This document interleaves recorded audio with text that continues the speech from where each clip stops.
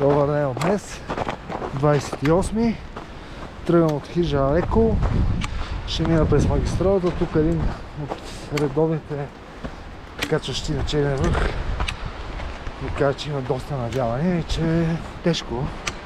И затова ще мина през магистралата. Горе ще става някакъв брутален вятър. Ще си измокра краката, ще съм пак на маратонки. И ще видим за какво става въпрос. И така, тръгвам съм за първи път с шуба даже. За студеното, с голяма раница. Имам доста работа за преобличане. Най-пресня дали не да се изпита супер много всякито. Но ако е някакъв тежък студ, предполагам, че ще ми е добре. И така, газ. Как се клатят боровете от вятъра. Даже по принцип сега няма се чуват вятъра, но скърцат. Все чувате скърцане на вратичка на панта. Такова специфично скърцане на дървета. Как се клатят. Брутално, брутално.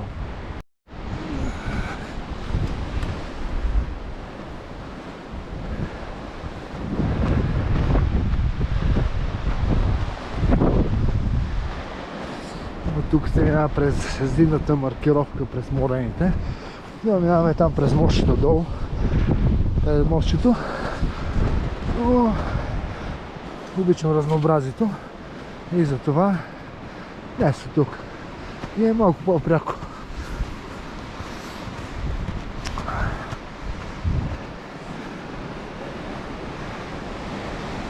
Мисля, че от тук е 5 км в посока. И така, тук съм на 500 метра. Остава 4 км. Естествено си тежки. Почвам да надявания. Ще се измокра със сигурност. Но това е част от спорта.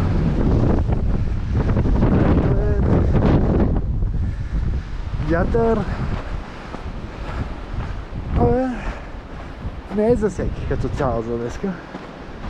Да, ще видим. Това е готиното като цяло, прави изживяването още по-тежко. Но знам, че там където събират пактеките стази от стената, ще стане брутално. Вятъра ще е убийство. И до скоро! First update. 109-то колче се отказа да се кача на върха. Брутални навявания. На един метър на места, може и повече. Просто няма смисъл в момента. Предупреди. Ще се кача, но пак не вижда смисъл. На едно место се загуби 20 минути. Не мога да развършвам на пътеката. Значи всичко на всяка цена. И така, отива си вършам се към Алеко. И от тук мислех да слеза по стената, че там поне е по-заед. Но как тия 40 кошта, там беше брутално за това. Не виждах никакъв смисъл. Даже малко видяхме 5 човека. Вече няма нито една следа от човека. Щом видяхме 5 човека, трябваше да има някакви следи. Нищо. Там след кулата стана долу. Ще отдадих 3 км, който съм го минал за 59 минути. Един час за тук лъжеш. Сигурно за 2 часа ще се кача до Черен връх. От Алеко, което е много бавно.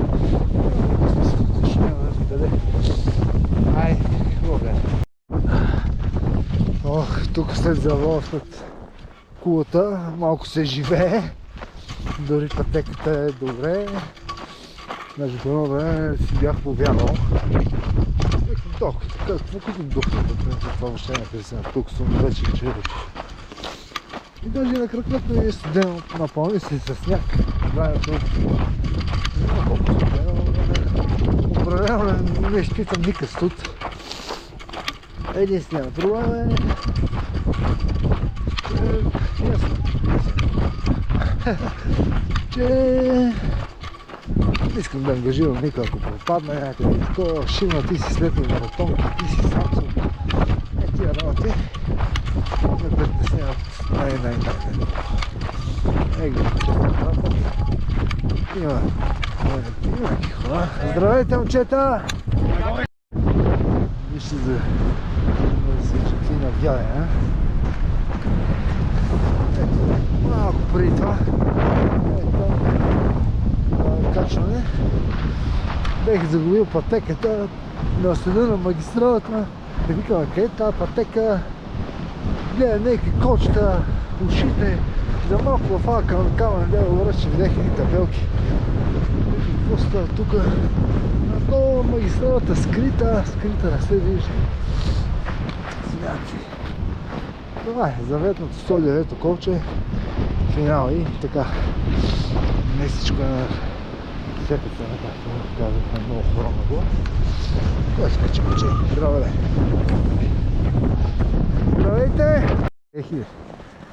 След като не се качих на Черен връх, се забавляваме с мийски. Дай! Вълшебната гора, виждай си, просто...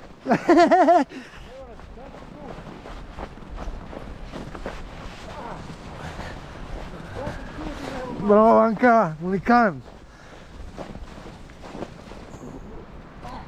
Ево!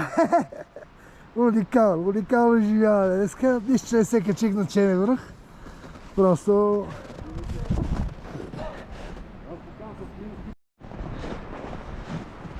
Долу в София е разкошно, грее слънце днеска, не ги облаците. Днеска облаците е горе в София, където фалирах. Днеска фалирах. И си слизаме пак от Драгомеци. Пешеходно, днеска няма да се бяга. Днеска сме туристи. Така.